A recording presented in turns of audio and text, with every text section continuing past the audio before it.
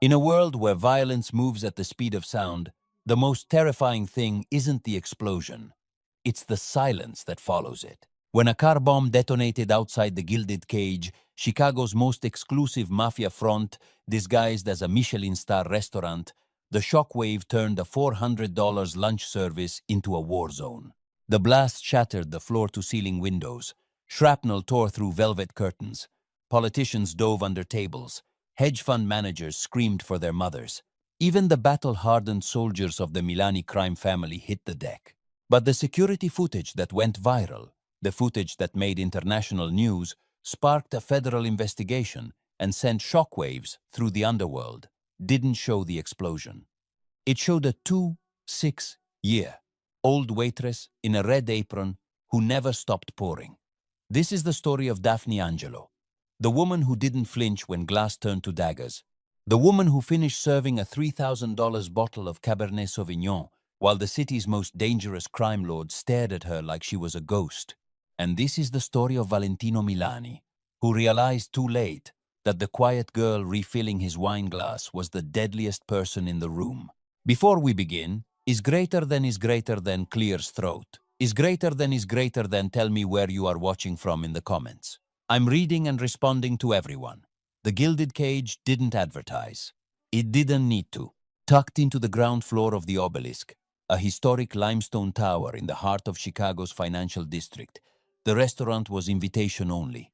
The kind of place where congressmen sat 3 tables away from cartel lawyers, where CEOs closed billion-dollar mergers over truffle risotto, and where everyone pretended not to notice the man in the corner booth who owned half the city, Valentino Milani. At 34, he was what the newspapers called a controversial real estate mogul and what the streets called il martello, the hammer. He didn't break kneecaps anymore. He bought buildings, foreclosed mortgages, crushed unions, but everyone knew the truth. Beneath the Tom Ford suits and the art collection was a man who'd earned his seat at the table with blood. Today, he sat at his usual spot, table 12, corner position, back to the wall, sightlines to both entrances and the kitchen. A tactical position disguised as a lunch reservation. He was meeting with the Volkov brothers, Russian arms dealers pretending to be tech investors. They were late. Valentino hated that. He lifted his glass of sparkling water, scanning the room with eyes the color of cold steel. His consigliere, Rico, sat 2 tables away, pretending to read the Wall Street Journal. 3 more of his men were scattered throughout the restaurant. 1 by the bar, 2 near the valet entrance. And then there was the waitress. He didn't know her name yet. She was new, hired within the last month. Dark blonde hair, pulled into a sleek bun. Pale skin. Delicate features that would have been forgettable if not for the way she moved, economically, precisely, like a surgeon, like a soldier. She was approaching his table now, carrying a bottle of 2005 Chateau Margaux that he'd ordered 30 minutes ago. Her posture was perfect. Her expression was neutral, professional. But Valentino noticed things other people missed. The way her eyes swept the room in a calculated pattern. Entrances, exits, windows. The way her grip on the bottle was firm but relaxed, fingers positioned for control, not service. She arrived at his table without a word, presenting the label for his inspection. "Your Margaux, Mr. Milani." Her voice was quiet, unremarkable, but there was something underneath it, a flatness, an absence of the nervous energy most people carried in his presence. "Go ahead," Valentino said, leaning back. She broke the seal, removed the cork with a soft pop, poured the taste into his glass with the exact tilt, the exact pour speed that sommeliers trained years to perfect. He didn't taste it. He watched her. That's when the world exploded. The blast came from the street, a parked sedan rigged with enough C4 to turn steel into confetti. The shockwave hit the restaurant like a freight train. The windows didn't shatter, they vaporized. Glass became 1,000 flying knives. The chandeliers swung violently, raining crystal onto the screaming patrons. A congressman's wife was thrown from her chair. A waiter near the window was lifted off his feet and slammed into the bar. Smoke and dust filled the air, turning the elegant dining room into a battlefield. Valentino's instincts kicked in immediately. He dropped low, his hand going to the Sig Sauer P320 holstered at his ankle. Rico was already moving, weapon drawn, shouting into his radio. The other soldiers were up, scanning for threats, expecting a follow-up assault. But in the chaos, in the screaming, the smoke, the ringing silence that follows violence, Valentino saw something that made his blood run cold. The waitress hadn't moved. She was still standing exactly where she'd been. The wine bottle was still in her hand, tilted at the same precise angle. A jagged piece of window glass the size of a playing card spun through the air toward her face. She adjusted, barely, a micro-movement of her head, 2 inches to the left. The glass missed her cheekbone by a millimeter and embedded itself in the wall behind her. She didn't blink. She finished pouring the wine into Valentino's glass. The dark red liquid filled to exactly 3/4. Not a drop spilled. Then, and only then, did she set the bottle down on the table with a soft clink. She brushed a piece of glass off her red apron. She made eye contact with Valentino, her expression utterly calm. "Compliments of the house, sir." And then she walked back toward the kitchen, stepping over debris and hysterical patrons with the same unhurried efficiency as before. Valentino sat frozen, the gun still in his hand, staring after her. Rico appeared at his side, breathless. "Boss, we need to move." "Who is she?" Valentino's voice was barely above a whisper. "What?" "The waitress," he pointed. "The one in the red apron." "Who the hell is she?" Rico glanced toward the kitchen, confused. I don't know. I can check." "Check now." Rico hesitated, clearly wanting to prioritize the explosion, the potential attackers, the senator currently crying under a table. But he knew better than to question Valentino twice. "On it." Valentino stood slowly, holstering his weapon. Around him, chaos continued. Sirens in the distance, people sobbing, his men securing the perimeter. But Valentino wasn't thinking about the Volkov brothers, or the bomb, or the rival families that might have just declared war. He was thinking about a woman who didn't scream when the world shattered. A woman whose pulse he'd seen the vein in her neck hadn't risen once. A woman who'd angled her serving tray, he now realized, in a way that would have shielded him from the worst of the blast. Fear is a reflex, Valentino thought, watching the kitchen door where she'd disappeared. Survival is a choice, but silence in the face of death, that is a warning. He smiled. A slow, dangerous thing. "Daphne Angelo," he murmured to himself as if testing the name he didn't yet know. "Who the hell are you?" Valentino didn't go home that night. He went to the security office 3 floors below, the Gilded Cage, a windowless room that smelled like burned coffee and electronic equipment. His head of security, a former NSA analyst named Chen, was already pulling footage when Valentino walked in.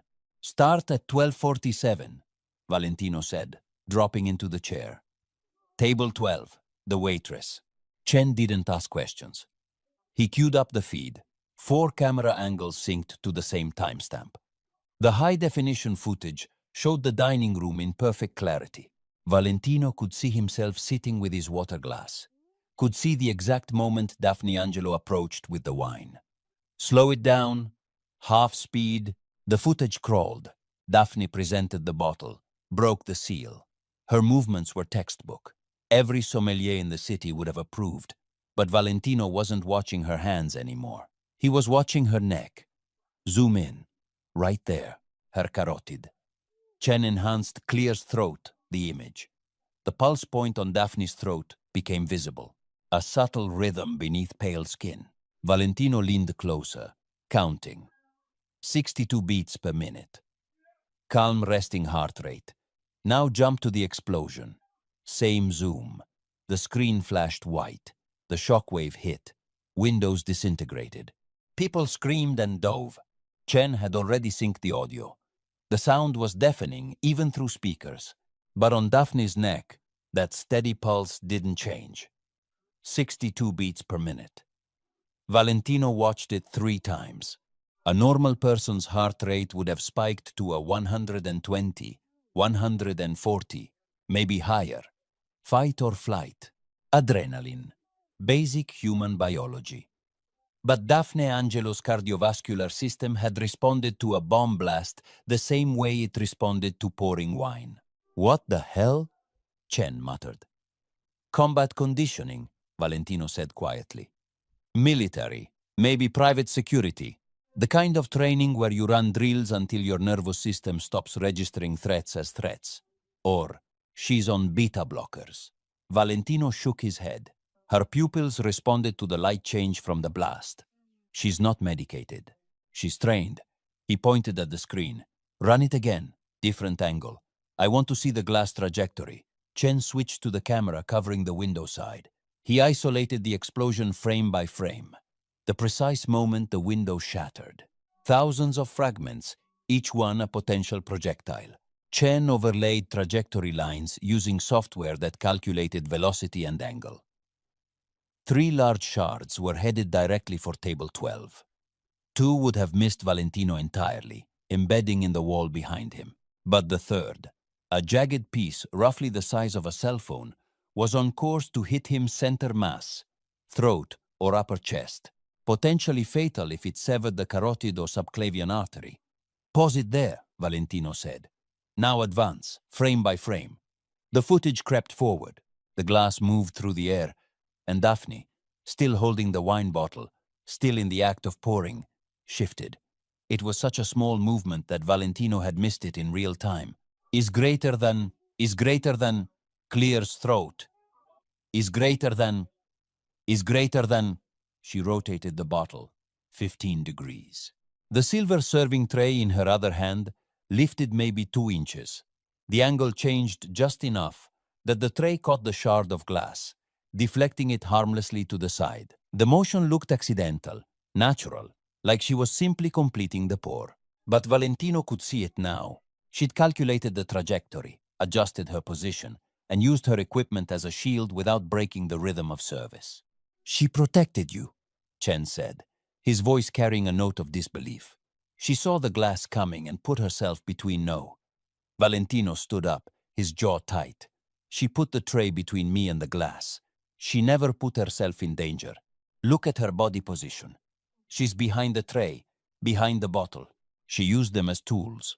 He paced the small room, his mind racing. A waitress didn't move like that. A waitress didn't have the spatial awareness to calculate ballistic trajectories in a fraction of a second. A waitress didn't maintain operational calm during an explosion. Pull her employment file, Valentino said. Chen typed rapidly. A document appeared on screen. Standard restaurant application. Name, Daphne Angelo. Age, 26. Previous employment, various service positions in Seattle, Portland, Denver. References checked out. Background check clean. Social media? Valentino asked. Chen pulled up her profiles.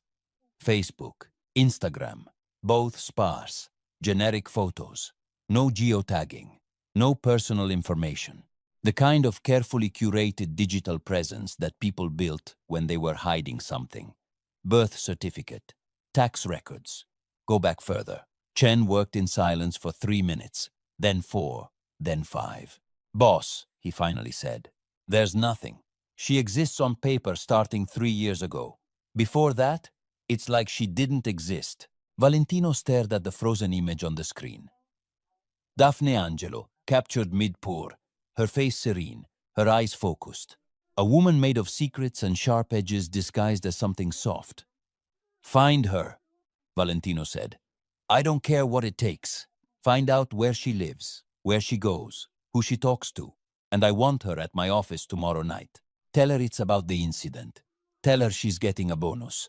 I don't care. Just get her there. Chen nodded, already typing. Valentino walked out, but he couldn't shake the image from his mind. That steady pulse, that calculated movement, that voice, calm as death. Compliments of the house, sir. He'd spent 15 years learning to read people, to see through lies, to spot threats. And Daphne Angelo was the most dangerous person he'd ever met. He just didn't know why yet. The Gilded Cage was closed on Tuesdays for private events. That's what the website said.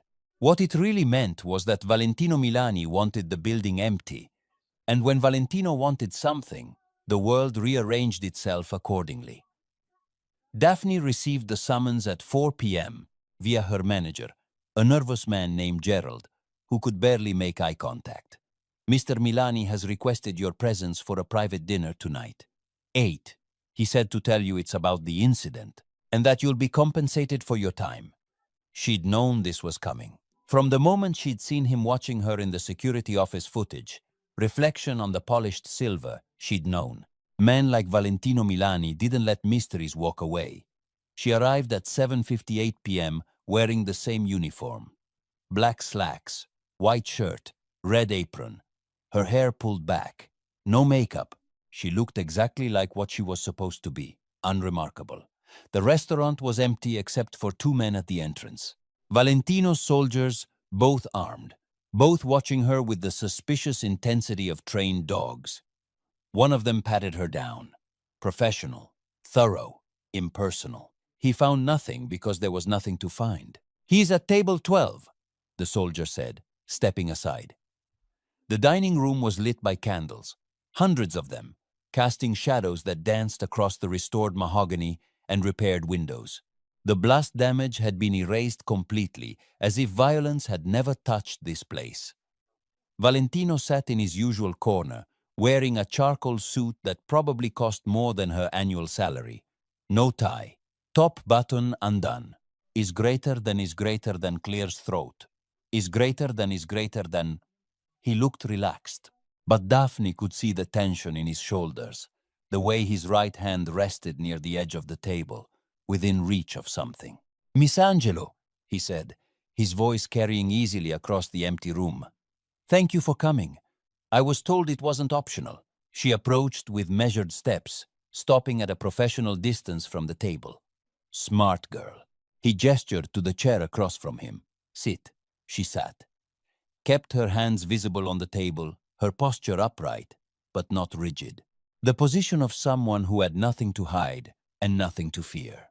Valentino studied her for a long moment. Then he reached beneath the table and placed something in the center of the white tablecloth.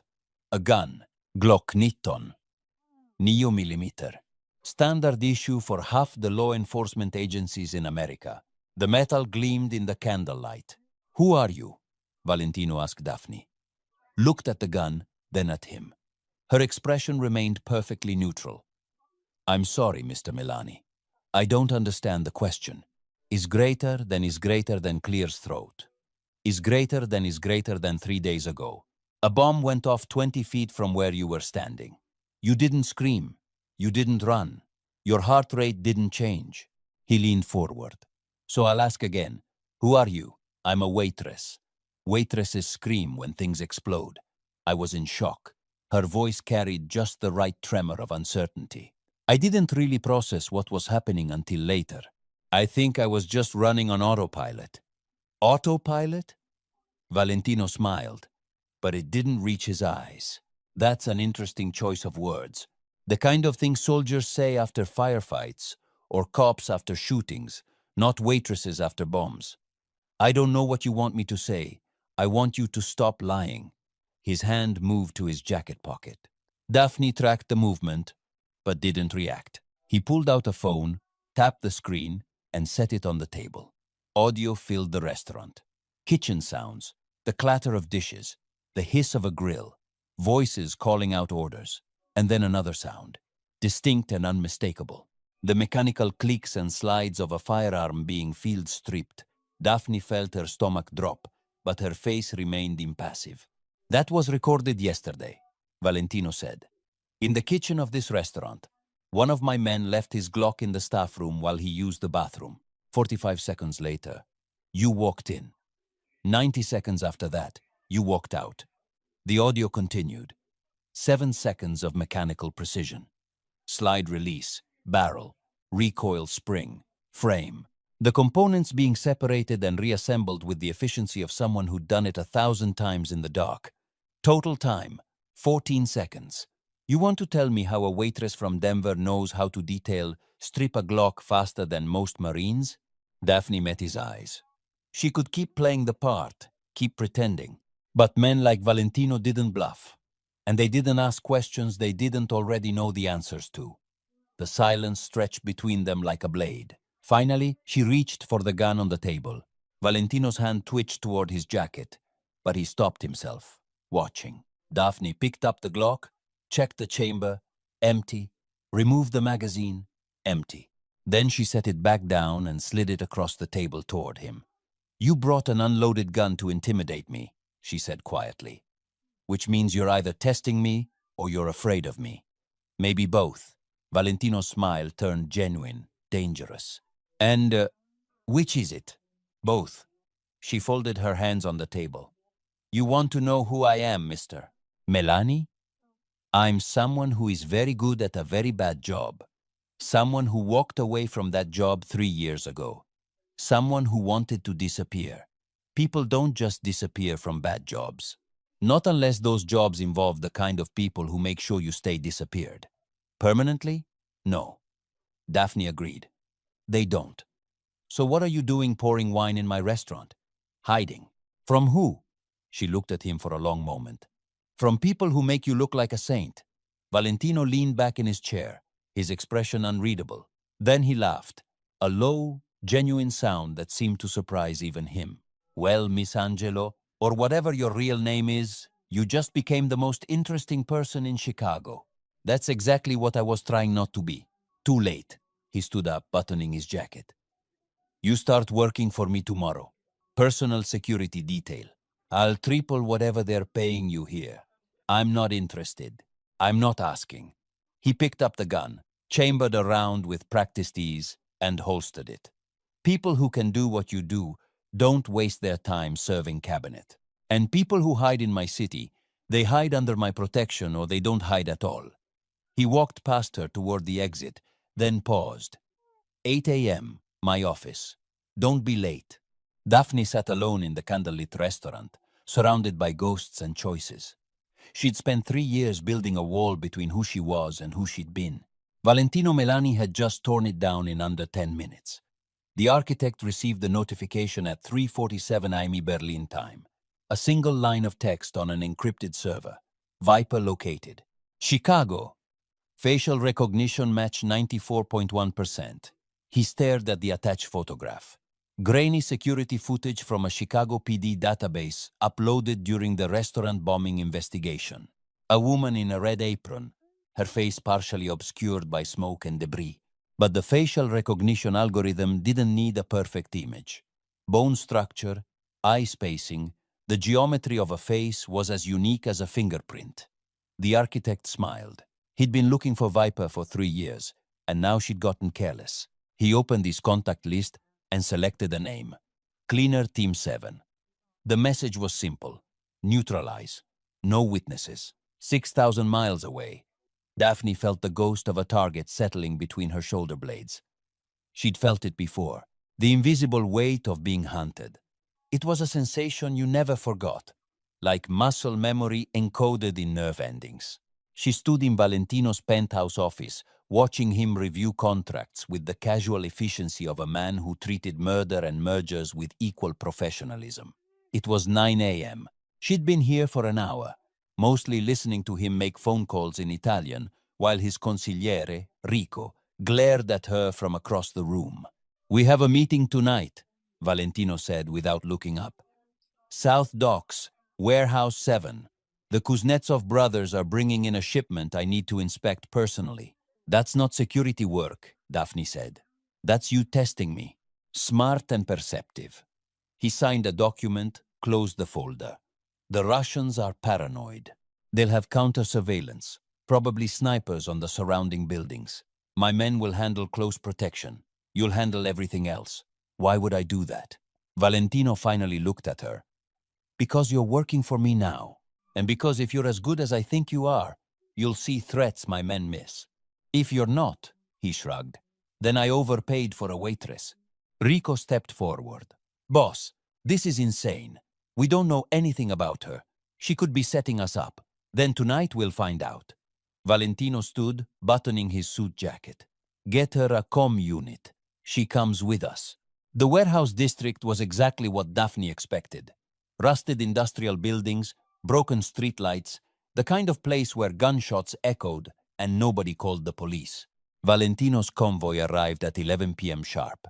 3 black SUVs, 8 armed men, and 1 crime boss who walked into danger like he owned it. Because he did. Daphne stayed 2 steps behind Valentino's left shoulder, her hands empty, her eyes scanning. She'd been given an earpiece that connected her to Rico's security channel. The chatter was professional, but predictable. Standard sweep patterns, basic counter-surveillance. Good enough for street thugs. Nowhere near good enough for professionals. The Kuznetsov brothers waited inside the warehouse with their own security detail. 12 men with Kalashnikovs and attitude. The kind of Russians who still thought the Cold War mentality was charming. Valentino, the older brother, Dmitri, called out, "You bring army to business meeting? This is insult." "I bring insurance," Valentino replied smoothly. "Open the containers. Let's see what I'm buying." While the men postured and negotiated, Daphne's eyes traced the warehouse geometry. Catwalks above, loading doors on 3 sides, windows at 40 feet, most broken or covered, clear throat. She counted 17 potential firing positions for a sniper. Her gaze stopped on the north window, 3rd floor of the adjacent building. There, a reflection, barely clear throat visible, the faint glint of glass catching ambient light. Not a window. Windows didn't move. This had moved, a scope adjusting. She keyed her comm. Sniper, north building, 3rd floor, center window. Rico's voice crackled back. "Negative. We swept that building. It's clear." "It's not clear." Daphne moved closer to Valentino, her voice low. "Someone's lining up a shot. Right now." Valentino didn't break his conversation with Dmitri, but his hand moved to his jacket. "You're certain?" "Yes."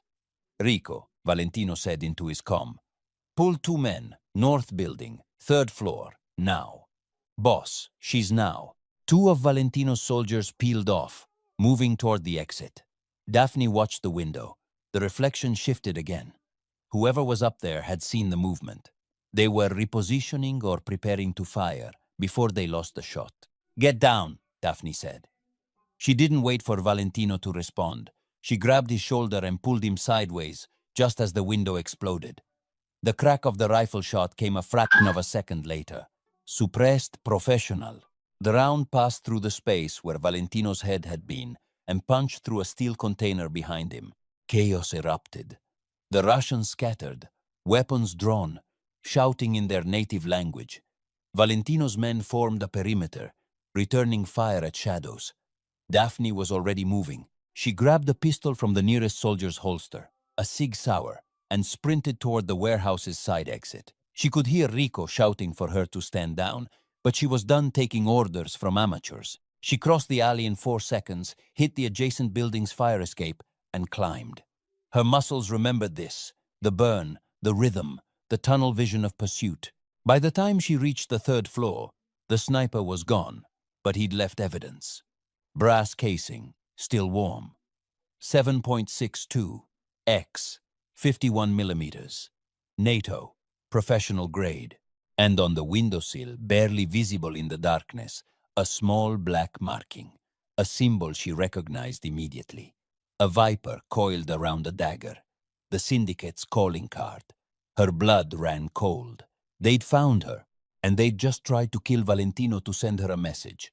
"Everyone around you dies." She descended the fire escape and found Valentino waiting in the alley, Rico and 4 soldiers flanking him. His expression was unreadable, but his eyes were locked on hers. "There was a sniper," she said quietly. "I know. My men found the position. Is greater than. Clear's throat is greater than. Valentino stepped closer. "They also found this." He held up a phone. On the screen was a photograph taken from the sniper's nest. Telescopic view, high resolution, and in the center of the frame, perfectly focused, Daphne's face. "So?" Valentino said, his voice deadly calm. "Want to tell me why a professional hitman just tried to kill me, but took the time to photograph you first?" Daphne looked at the image, at her own face captured through crosshairs. The wall she'd built between her past and present hadn't just cracked, it had shattered completely. "Because," she said, "I'm not hiding anymore. They found me, and now everyone near me is a target." Valentino smiled, not with warmth, with recognition. "Good," he said. "I was getting bored anyway." The second attempt came 3 days later during dinner at Valentino's penthouse, 16 floors above Chicago, floor-to-ceiling windows overlooking the city. The kind of view that made you forget there were people below who wanted you dead. Valentino had insisted on the meeting. "If someone's trying to kill me because of you," he'd said, "then you're going to sit across from me and explain exactly who we're dealing with." Now they sat at opposite ends of a marble table, untouched plates of osso bucco between them. Is greater than, clears throat. Is greater than, Rico, and 2 guards stood by the elevator. The atmosphere was tense, but contained, like a storm system waiting for the right pressure drop. "The syndicate," Daphne said, her voice flat. "International. No headquarters, no official leadership. They broker contracts for the kind of work governments deny exists. Assassinations, extractions, political destabilization. I worked for them for 6 years." "Worked?" Valentino repeated. Past tense. "I completed a contract in Vienna. High-value target. Heavy security. It went perfectly. Too perfectly." She paused, her jaw tight. "I realized they'd given me a no-exit job, the kind where you finish the contract and then become a loose end. So I disappeared instead." "And they've been looking for you since?" "Yes." Valentino lifted his wine glass, a 2009 Barolo that cost more than most people's monthly rent. "So why surface now? Why take a job in my restaurant where surveillance is constant?" "Because hiding isn't living, and because I thought 3 years was long enough that they'd—" The wine glass exploded. Not shattered. Exploded. The bullet passed through it and continued toward Valentino's chest in the same microsecond that Daphne registered the suppressed crack from the building across the street.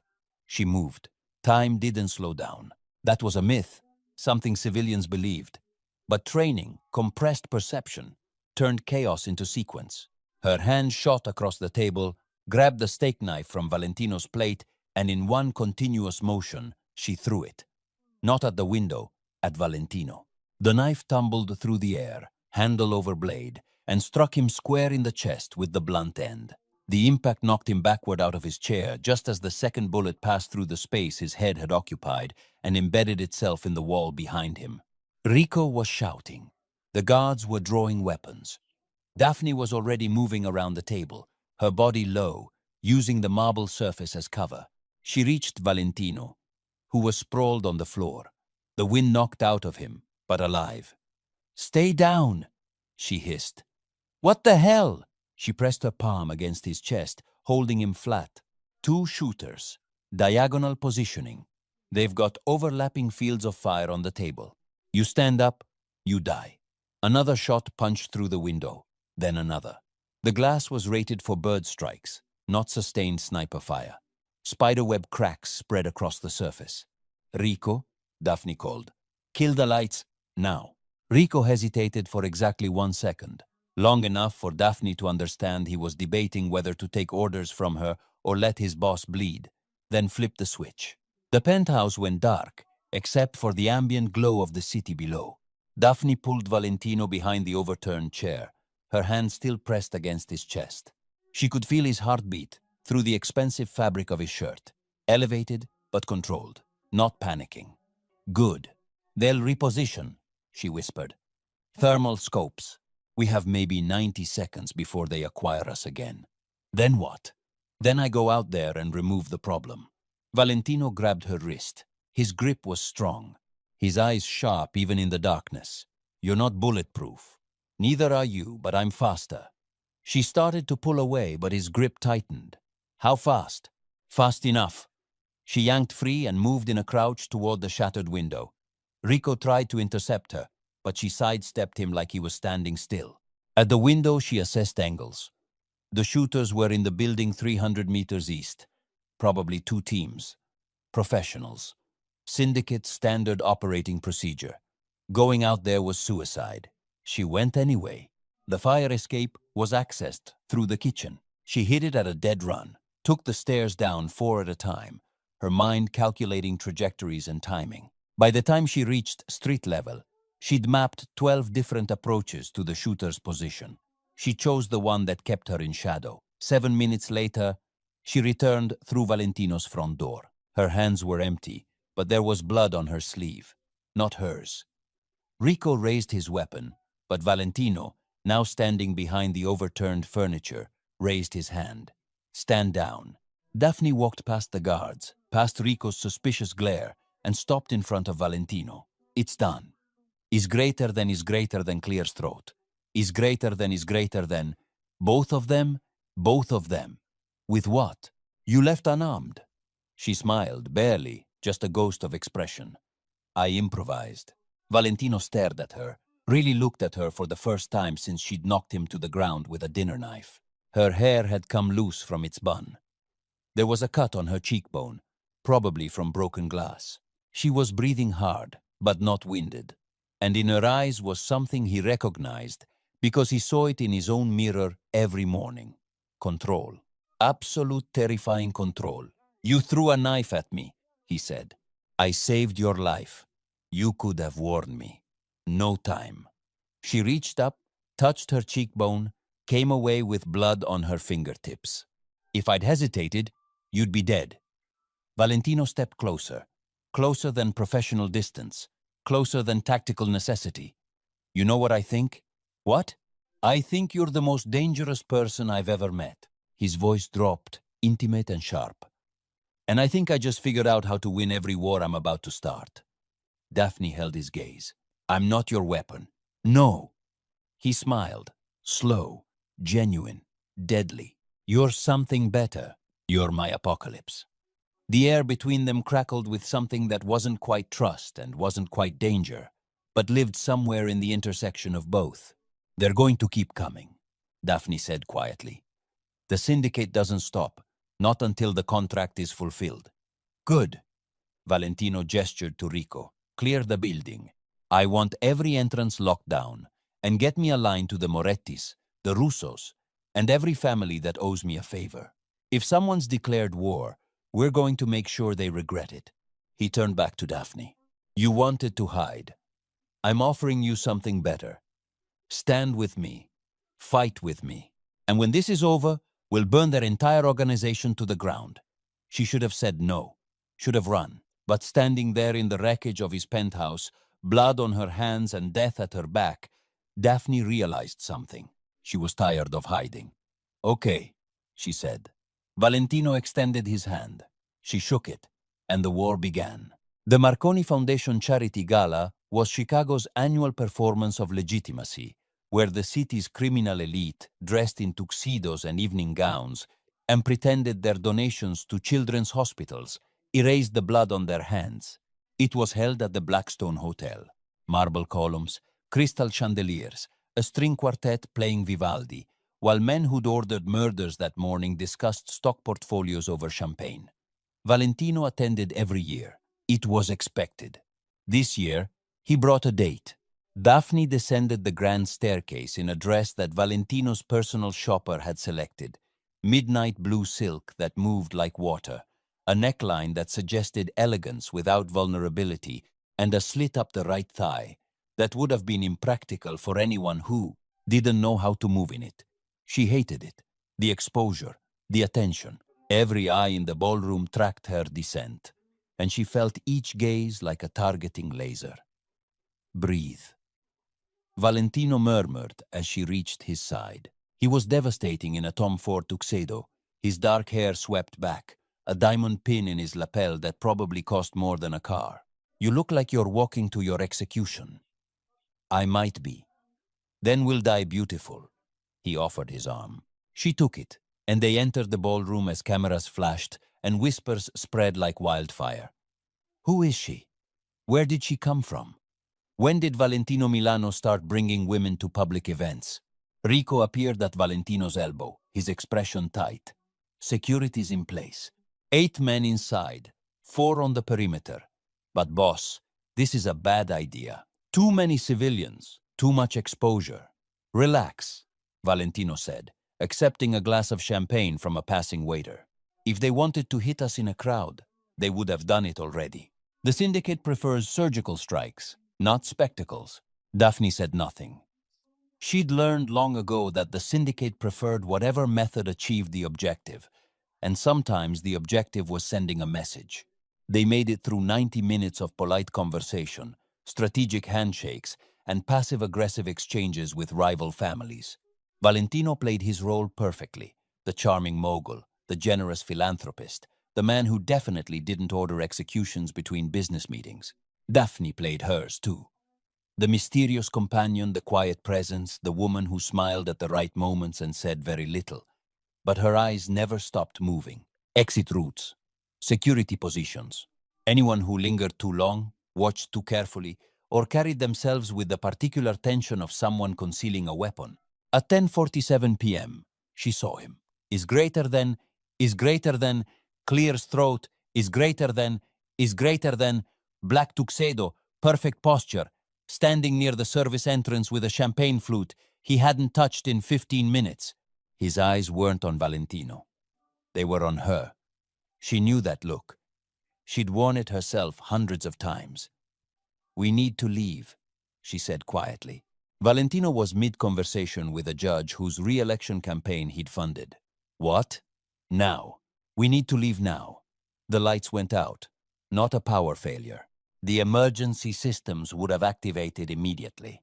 This was deliberate, tactical, and in the 3 seconds of darkness before screaming started, Daphne heard the unmistakable sound of suppressed gunfire. Bodies hit the floor, not from bullets, from panic. The ballroom erupted into chaos as hundreds of Chicago's elite trampled each other in the dark, their expensive shoes and jewelry forgotten in the primal scramble for survival. Daphne grabbed Valentino's wrist. "Stay with Rico. Get to the kitchen exit. Go." "Where are you?" "Handling this." She vanished into the darkness before he could stop her, moving through the crowd with the fluid efficiency of someone who'd trained in close-quarters combat since she was 16.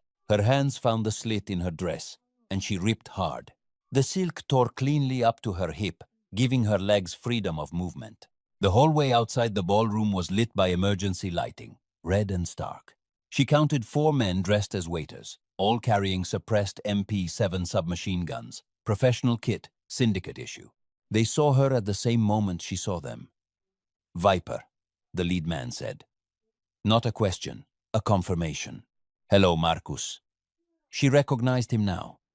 Used to work Budapest operations. Good with explosives, mediocre with small arms. "You're out of your depth. You're out of time." He cleared his throat, raised the MP7. Daphne moved first. She closed the distance in 3 steps, faster than his nervous system could process the threat. Her hand deflected the weapon's barrel toward the ceiling as it fired, the suppressed rounds punching harmless holes in the plaster. Her other hand struck his throat, not hard enough to kill, but hard enough to collapse his trachea and send him gasping to the floor. The second man fired. She was already moving, using the first man's body as a shield. Bullets meant for her spine hit her former colleague instead. She let him drop and launched herself at the shooter, her heel connecting with his kneecap. The joint bent backward with a wet crack. 2 down, 2 remaining. They'd adjusted their tactics now, splitting up, creating crossfire. Smart, but not smart enough.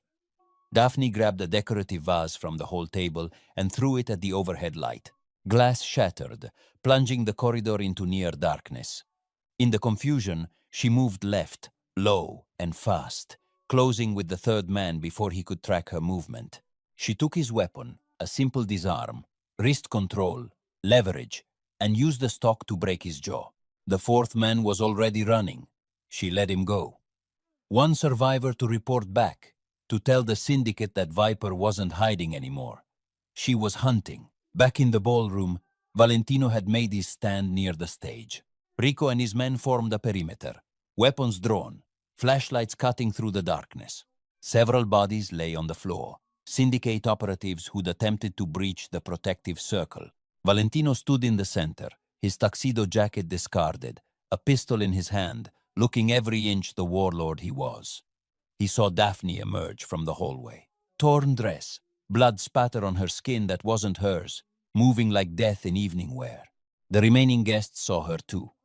Those who hadn't fled, those who'd stayed to witness what happened when you brought war to a charity gala. Someone took a photo. The flash lit up the ballroom like lightning. By morning, that photo would be on every criminal network from Moscow to Mexico City. Daphne Angelo, the Viper, alive and operational, standing beside Valentino Milani in the wreckage of Chicago's most prestigious social event. The secret wasn't a secret anymore. "Well," Valentino said, lowering his weapon as police sirens wailed in the distance, "I guess we're not hiding your identity anymore." Daphne looked at him, then at the carnage surrounding them, then back at him. "No," she agreed. "I guess we're not." He smiled. "Good. I prefer honesty." She almost smiled back. "Almost. Get your people out," she said. "The syndicate just declared open war, and they don't take prisoners." "Neither," Valentino said, holstering his weapon and offering her his arm again, as if they were still at a party. "Do I?" They walked out together through the main entrance, past the shocked valets and arriving police, into the Chicago night. Behind them, the ballroom looked like a battlefield. Ahead of them, an actual war was waiting. The vineyard was 2 hours northwest of Chicago, hidden in the hills of Wisconsin, where cell service was a suggestion, and the nearest neighbor was 5 miles away. Valentino owned 300 acres of Pinot Noir vines that produced wine he never sold, kept for himself for moments when the city became too loud and the bodies piled too high. They arrived at dawn. No convoy this time, just Valentino driving a blacked-out Range Rover with Daphne in the passenger seat and Rico following in a second vehicle with 2 soldiers. Minimal footprint, tactical retreat. The estate house was stone and timber, built like a fortress disguised as a villa. Solar panels, independent water supply, an armory in the basement that could outfit a small militia. Valentino had built it 5 years ago with exactly this scenario in mind. A place to disappear when Chicago became untenable. He just never imagined he'd be hiding from international assassins instead of federal investigations. "Get some sleep," he told Daphne as they entered through the reinforced steel door. "We'll regroup in a few hours, figure out our next move." She nodded, but didn't move toward the bedrooms. She stood in the main living area, staring out the floor-to-ceiling windows at the vineyard rows stretching toward the horizon, her silhouette sharp against the morning light. Valentino watched her for a moment, then headed upstairs. He needed to make calls, consolidate his forces, prepare for the war that was no longer theoretical. He made it 3 hours before he heard the sound of an engine starting. By the time he reached the driveway, Daphne was loading a backpack into one of the vehicles, not the Range Rover, but Rico's sedan. She'd found the keys. Of course she had. "Going somewhere?" Valentino's voice was controlled, but there was an edge underneath. She turned. She changed out of the ruined gala dress into tactical pants and a dark shirt she'd found somewhere in the house. Her hair was pulled back. Her face was set.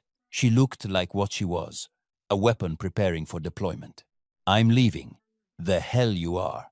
"They're not coming for you, Valentino. They're coming for me. Every minute I stay, I put you and your people at risk. The smart play is for me to disappear, lead them away." "The smart play," Valentino said, walking closer, "is for you to stop pretending you're protecting me and admit you're running." Her jaw tightened. "I've been running for 3 years. I'm good at it." "And how's that working out?" "Because from where I'm standing, they found you anyway. And the only reason you're still breathing is because I gave you an army to hide behind." "I never asked for your army." "No, you asked for a quiet life pouring wine." How'd that work out? He was close now, close enough to see the exhaustion in her eyes, the weight she carried. "You want to leave? Fine. Tell me the truth first. Tell me why you really want to run." Daphne's hands clenched into fists. "Because everyone I get close to dies. Everyone. My first handler, dead 3 months after I completed training. My spotter in Johannesburg, dead. My logistics coordinator in Prague, dead. The syndicate doesn't just eliminate liabilities, they eliminate connections. They burn everything you touch until you're isolated, controllable." Her voice cracked. You think I'm dangerous? You have no idea what follows me. Show me. What? Your scars. The ones you're hiding. Show me. For a long moment, she didn't move. Then, slowly, she pulled off her shirt. Valentino had seen violence. He'd inflicted it. But the map of damage across Daphne's torso made his chest tighten. Bullet wounds, knife scars, burns. A particularly vicious one across her ribs that looked surgical. Removal of a tracking device, probably. Her body was a testament to survival, measured in millimeters and luck. That's what happens when you stay close to me, she said quietly. That's what the syndicate does. Valentino didn't respond with words. He unbuttoned his shirt and let it fall. His torso told its own story. The puckered scar from a Louisville slugger with nails when he was 19. The bullet wound from a Russian bratva hit when he was 24. The knife slash across his ribs from his own uncle during a succession dispute. And covering his left shoulder and chest, a tattoo of a phoenix rising from flames, incorporating the scars into the design. I got this, he said, pointing to the phoenix. After I killed the man who gave me these. He traced the oldest scars. I was 25. I'd just taken over the family. Half my own people wanted me dead. The feds wanted me in prison. I had a target on my back the size of Illinois. He stepped closer. You think you're the only one who knows what it's like to have death follow you? I've been living with it since I was 16. The difference is, I stopped running. I turned around and made death work for me. That's different how? Because you chose this life. I was drafted into mine. And now you're choosing to leave, to run again, to spend the rest of your life looking over your shoulder, waiting for the day they finally catch up. He reached out, not touching her, but close enough that she could feel the heat. Or you could stay, fight, and when we win, because we will win, you'll never have to run again. You don't know that. I know that 2 days ago you killed 4 trained assassins with your bare hands. I know that you're the best operator I've ever seen. And I know that together we're more dangerous than anything the syndicate can send. His voice dropped. Demons don't run alone, Daphne. They run together, and they burn everything in their path. She looked at him, really looked at him, at the scars, at the man who'd built an empire on violence, and somehow still had the audacity to offer her sanctuary. This is insane, she whispered. Probably. We'll both die. Maybe, but at least we'll die fighting instead of hiding. The morning sun cut through the windows, painting them both in gold and shadow. 2 people carved by violence, standing in the wreckage of their choices. Daphne reached up and touched the phoenix tattoo on his shoulder. Her fingers traced the flames. Demons run together, she repeated. Demons run together. She dropped her hand, picked up her backpack, and instead of walking to the car, she walked back toward the house. Valentino followed. Behind them, the vineyard stretched silent and still. But underneath that silence, something new was growing. Not peace, war. The architect made his move 72 hours after the Gala massacre. He didn't use bombs or bullets. He used something far more devastating in the modern world. Financial warfare. At Nio, Nola, M. Eastern, every bank account tied to Valentino Milani froze simultaneously. Offshore holdings in the Caymans, shell corporations in Delaware, real estate trusts in Miami, 13 years of carefully laundered wealth, gone, not seized, frozen, inaccessible. By 10 a man, the bounty went live on the dark web. $5 million for Valentino Milani, $10 million for the woman known as Viper.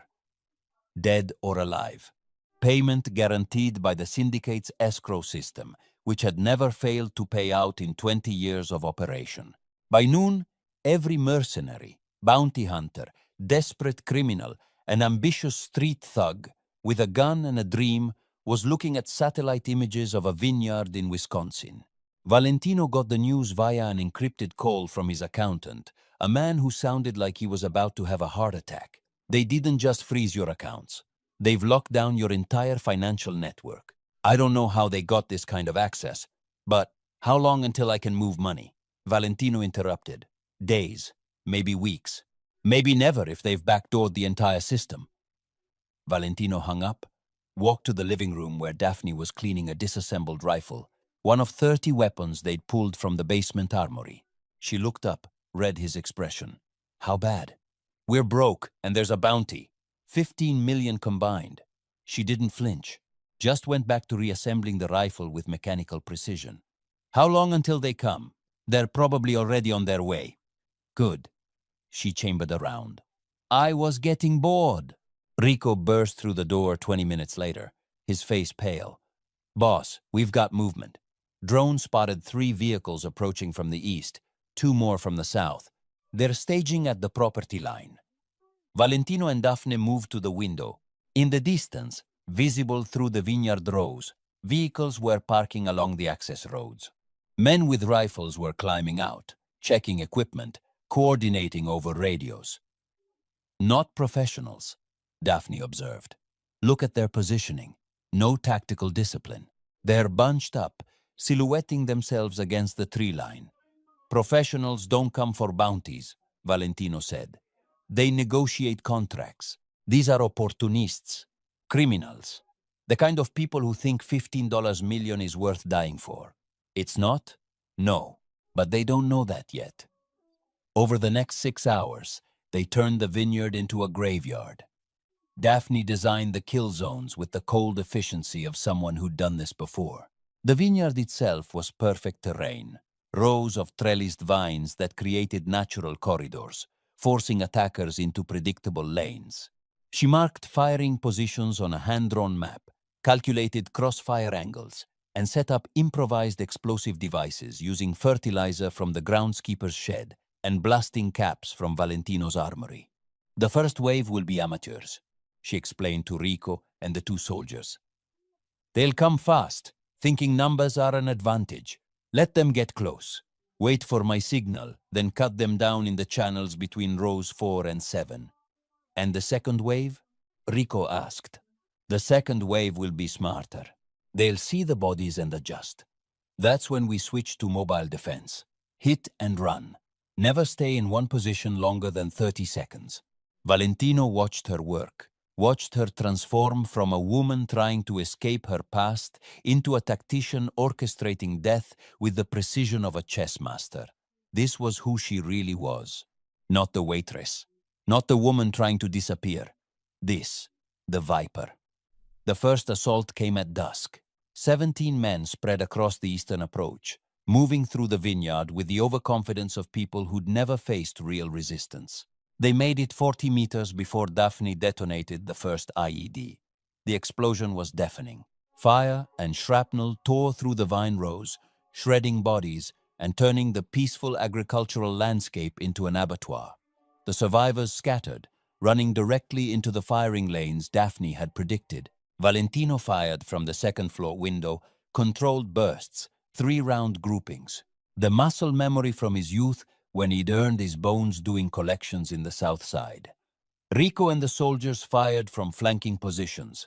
In 90 seconds, it was over. 17 came, 3 left. Next wave in 20 minutes, Daphne said, reloading. They'll come from multiple angles this time. Be ready to move. She was right. The second assault was better coordinated. 23 attackers approaching from 3 sides simultaneously, using smoke grenades and suppressing fire. Professional tactics executed by semi-professional criminals. Daphne moved through the chaos like a ghost. She'd abandoned the house, taking the fight into the vineyard itself. Valentino watched from his position as she eliminated targets with ruthless efficiency. A sniper shot from behind a stone wall, a close-quarters kill between vine rows, an ambush from a drainage ditch that left 3 men dead before they knew she was there. She wasn't fighting defensively. She was hunting. The third wave arrived after midnight. Smaller. Smarter. Only 8 men, all carrying military-grade equipment. These were the professionals, the ones who'd waited for the amateurs to die first. They made it to the house perimeter before Daphne appeared behind their rear guard like a nightmare made flesh. By the time Valentino reached her position, 5 were dead, and the remaining 3 were running for their vehicles. Dawn broke over a vineyard painted red. Bodies lay scattered among the vines like grotesque scarecrows. Abandoned weapons, spent brass casings glinting in the early light. Daphne stood in the center of it all, covered in blood and dirt, her rifle slung across her back. She looked like a battlefield angel, beautiful and terrible. Valentino walked to her, stepping over corpses. How many? 48 confirmed. Maybe more in the outer perimeter. And us? Rico took shrapnel, minor.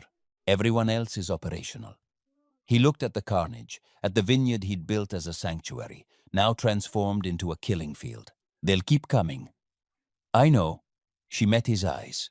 So, we stop playing defense. We take the fight to them. The clear's throat architect. The architect. Valentino smiled, sharp and predatory. You know where to find him? I know where to start looking. She chambered a fresh round. And I know he won't be expecting us to come for him. He thinks we're pinned down, defensive, waiting to die.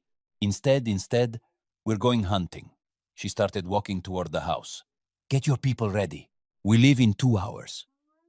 Valentino followed, stepping over the bodies of men who died chasing money. The hunt was over. Now came the war. The syndicate's temporary operational headquarters was a bank. Not metaphorically, an actual bank. The old Chicago Mercantile Trust building on West Adams, shuttered since 2019, purchased through shell corporations, and renovated into a fortress masquerading as abandoned real estate. Daphne had suspected its location for 2 days, confirmed it in 4 hours, using nothing but traffic camera footage and pattern recognition. The architect is arrogant, she explained to Valentino and the assembled soldiers in the vineyard's basement. He thinks in symbols, a bank, where money flows, where power consolidates. It's exactly the kind of statement he'd make. Valentino studied the building schematics she'd pulled from the city archives. 6 floors, reinforced concrete, 1 main entrance, 2 service exits, and probably a tunnel to the subway system. How many hostiles? 30, maybe 40. All syndicate trained. These won't be bounty hunters. These will be Tier 1 operators. Rico shook his head. Boss, this is suicide. We've got 8 men. They've got 40 inches of fortified position, which is why we're not walking through the front door. Daphne spread a series of photographs across the table. Surveillance images she'd taken that morning from a rooftop 2 blocks away. The architect rotates his security shifts every 6 hours. Changeover happens at 600 or 1,000, 200, 1,000, 800, and midnight. During changeover, there's a 90-second window when both shifts overlap at the loading dock. Confusion, communication gaps, that's our entry point. She looked at Valentino's soldiers, hard men with criminal records and combat experience, but none of them had trained for this kind of operation. You're going to learn tactical breach methods. You have 6 hours. By midnight, you'll either know how to move as a unit or we'll all die trying. They trained in the vineyard's barn. Is greater than Clear's throat. Is greater than Daphne. Ran them through close quarters battle drills with the relentless efficiency of a special operations instructor. Room clearing, fatal funnels, slice the pie. Concepts most of them had never heard of. Executed with live ammunition and countdown timers. Move faster. She barked as 2 soldiers fumbled a doorway breach. Hesitation kills. You enter a room in pairs. First man takes left, second takes right. 3. Second rule. If you're in a room longer than 3 seconds without eliminating threats, you're dead. Again. Valentino watched from the doorway, occasionally stepping in to reinforce her commands with his own authority. By hour 4, the soldiers were moving like a functional unit. By hour 6, they were dangerous. At 11:47 p.m., they loaded into 2 unmarked vans, Valentino, Daphne, Rico, and 7 soldiers. 10 people preparing to assault a fortified position defended by 4 times their number. The odds were terrible. Daphne smiled as she checked her rifle. I've had worse. They parked 3 blocks away and moved on foot through the Chicago night. The financial district was empty at midnight, just shadows and streetlights and the distant sound of traffic. The bank loomed ahead, dark, except for minimal security lighting. At 11:58, they reached the loading dock. Daphne hand-signaled positions. The soldiers spread out, taking cover behind dumpsters and concrete pillars. Valentino crouched beside her, his Sig Sauer drawn, his breathing controlled. At precisely 1200, the loading dock door opened. The night shift exited. 6 men in tactical gear laughing about something, carrying coffee. The day shift entered from inside. 6 more men is greater than, clears throat is greater than, tired, ready to go home. 12 men in one location is greater than, clears throat is greater than, 90 seconds of overlap. Daphne raised her fist, then dropped it. The soldiers moved as one. Suppressed weapons coughed 12 times in 4 seconds. Bodies dropped without screams, without alarms, without anyone inside knowing the perimeter had just been breached. Go, Daphne whispered. They entered through the loading dock, stepping over corpses, moving in the tactical formation she drilled into them. The interior was exactly as the schematics showed. A central corridor leading to the main vault area, now converted into an operations center. They encountered the first resistance at the stairwell. 3 guards caught mid-conversation. Daphne Clear's throat eliminated 2 with her sidearm before they could react. The third managed to key his radio before Valentino put 2 rounds through his chest. Contact. A voice crackled through the building's intercom system. Ground floor. Breaching team. The element of surprise was gone. Switch to assault speed, Daphne ordered. We go loud. They hit the second floor in formation. The syndicate operatives were scrambling to respond, grabbing weapons, establishing defensive positions. But they'd been caught unprepared, comfortable in their fortress, and comfort was a luxury that got people killed. The firefight was brutal and fast. Valentino's soldiers moved through the corridors with the precision Daphne had beaten into them, clearing rooms, eliminating targets. Rico took a bullet to the shoulder, but kept moving. One of the younger soldiers went down with a leg wound, but crawled to cover and kept firing. Daphne moved like death itself, flowing from position to position. Each shot deliberate, each movement calculated. She wasn't fighting. She was executing a tactical problem, and the solution was written in bodies. They reached the 4th floor at 12:19, 21 minutes since breach. Half the syndicate force was eliminated. The survivors had fallen back to the old executive suite, the architect's command center. Valentino and Daphne stacked outside the reinforced door. Inside, they could hear movement, shouted orders, the mechanical sound of weapons being readied, breaching charges, Daphne said. Rico handed her the explosive package. She placed it on the hinges, set the timer for 5 seconds, and signaled everyone back. The explosion blew the door off its frame. Smoke and dust filled the corridor. Daphne went in first. The executive suite was chaos. Overturned desks, scattered papers, the glow of computer screens showing surveillance feeds. 8 syndicate operatives, all armed, all firing. Daphne moved through them like a scalpel, precise and unstoppable. Valentino followed, his weapon barking in controlled bursts, covering her angles. In 30 seconds, it was over. 8 bodies, silence.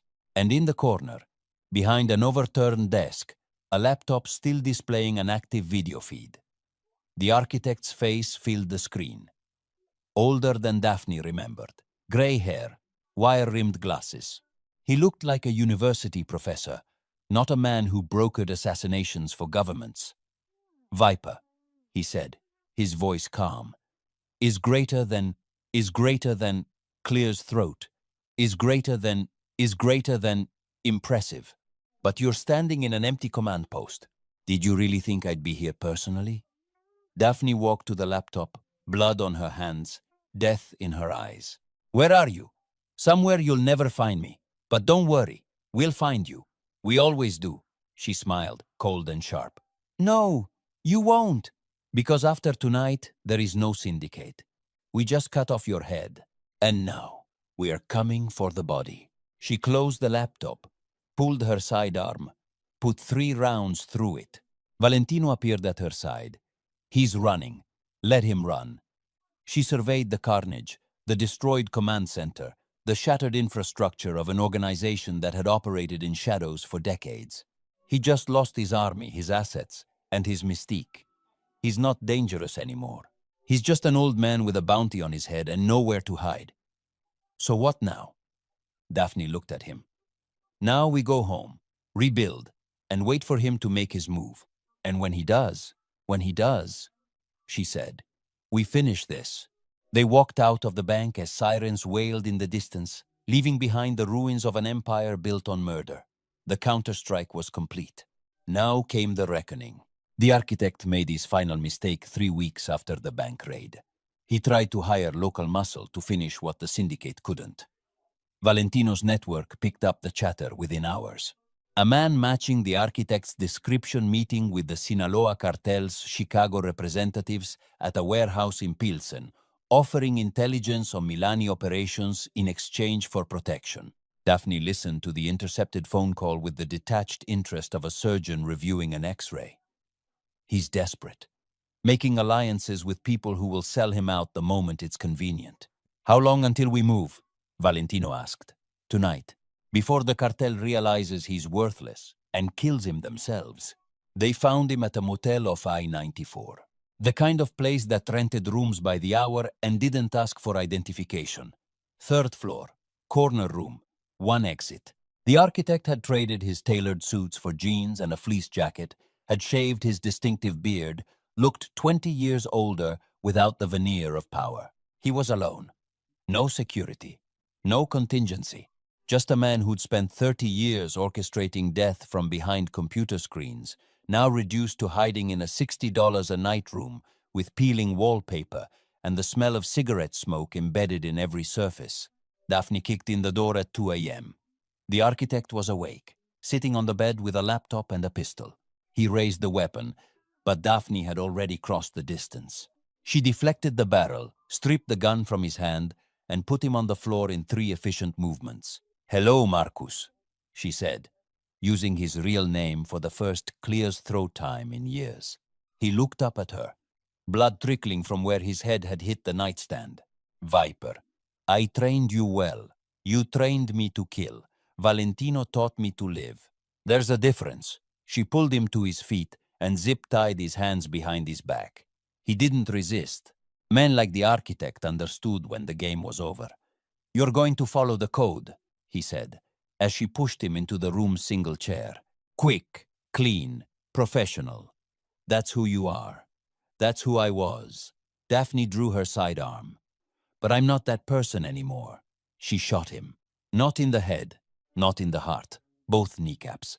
Precise shots that shattered bone and destroyed cartilage, that left him screaming and bleeding, but very much alive. The architect's scream turned into ragged sobbing. You can't. The code. There is no code. Daphne holstered her weapon and walked to the door. Not anymore. She opened it. Valentino walked in, carrying a Louisville Slugger, ash wood, 34 inches, the same model that had given him the scar across his ribs 15 years ago. He told Daphne the story during one of their long nights at the vineyard, how his uncle had tried to beat him to death, how Valentino had taken the bat and beaten him back. Poetic justice, he'd called it. The architect looked at Valentino, then at Daphne, understanding finally dawning through the pain. You're giving me to him. I'm giving you what you gave everyone else, Daphne said. Consequences. She stepped into the hallway and closed the door. The sound of the first impact was muffled, but unmistakable. She didn't flinch, just leaned against the wall and waited. It took 7 minutes. When Valentino emerged, his shirt was spotted with blood, his knuckles raw, his expression neutral. He handed her the bat without a word. It's done? She asked. It's done. Is greater than clears throat. Is greater than. They burned the motel room. Valentino had people who specialized in making crime scenes disappear. By dawn, there would be no evidence that Marcus Renfield, the architect, had ever existed in that room or anywhere else. 6 weeks later, the gilded cage reopened. The restaurant had been renovated. New windows, reinforced this time, new furniture, new chandeliers to replace the ones shattered by the blast. The kitchen staff was the same, the menu was the same, but everything else had changed. Valentino sat at table 12, his usual corner position, wearing a charcoal suit and reading the Tribune's business section. The headline read, Milani Enterprises expands holdings. The article detailed his recent acquisition of 3 properties previously owned by dissolved international interests. The reporter didn't mention the syndicate by name. They never did. Across from him sat Daphne Angelo, not in a service uniform, in a black dress that cost more than she used to make in 6 months. Her hair styled, a diamond bracelet on her wrist that Valentino had given her the week before. She looked every inch the woman she'd become, elegant, dangerous, untouchable, the queen to his king. A waiter approached, young, nervous, new hire. Mr. Milani, Miss Angelo, can I get you started with something to drink? Valentino looked at Daphne. She smiled. Genuine this time, not the careful performance she used to wear. Bring us the 2005 Chateau Margaux, she said, and make sure you don't spill it. Mr. Milani is particular about his wine. The waiter nodded and hurried away. Valentino raised an eyebrow. Particular? I've seen you work. You're particular about everything. He leaned back, studying her. Any regrets? She considered the question, thought about the waitress she'd pretended to be, the assassin she'd tried to leave behind, the woman she'd become somewhere in the middle of blood and bullets, and a man who looked at her scars and saw beauty instead of damage. No, she said finally. No regrets. The waiter returned with the wine, poured it with shaking hands, not from fear of them, just the natural nervousness of youth. He presented the bottle for Valentino's approval. Valentino gestured to Daphne. Ask her. She's the expert. The waiter turned, confused. Daphne lifted the glass, swirled it, inhaled the bouquet. Perfect, she said. As the waiter left, Valentino raised his glass. To new beginnings. Daphne clinked hers against his. Two demons running together. They drank, and through the window behind them, Chicago glittered in the night like a kingdom laid at their feet. The viper had stopped hiding. The hammer had found his equal. And together, they ruled an empire built on the understanding that some monsters didn't need to be slain. Some just needed to find each other. In the kitchen, a new waitress was training, learning the rhythm of service, the weight of trays, the precise angle required to pour wine without spilling. She had no idea that the woman sitting at table 12 had once stood exactly where she was standing. Had no idea that empires could be built or destroyed by the steadiness of a hand holding a bottle. Had no idea that sometimes the most dangerous person in the room was the one who never stopped pouring. But she would learn. They always did.